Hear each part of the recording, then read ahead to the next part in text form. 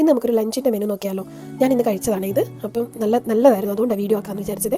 Sweet potato എടുത്ത് വെള്ളത്തിൽ ഉപ്പൊന്നും ഇടാണ്ട് വെള്ളത്തിൽ പുഴുങ്ങിയെടുത്തു. കുക്കറിൽ ഒരു 2 വിസിലടിച്ചപ്പോഴത്തേക്ക് പുഴുങ്ങി വന്നു. അതിനുശേഷം പാൻ ഗ്രില്ല് ചെയ്യാമെന്ന് വിചാരിച്ചു സാൽമൺ ഫിഷ്. അപ്പോൾ ഇത് ഞാൻ ഓൾറെഡി മീൽ പ്രിപ്പയർ വെച്ചിരിക്കുകയായിരുന്നു. അപ്പോൾ സാൽമൺ ഫിഷ് എടുത്ത് പാൻ ഗ്രില്ലിന് വേണ്ടിയിട്ട് വെച്ചു. ഒരു 1/2 സ്പൂൺ ഒലിവ് ഓയിൽ മാത്രമേ ഒഴിച്ചിട്ടുള്ളൂ.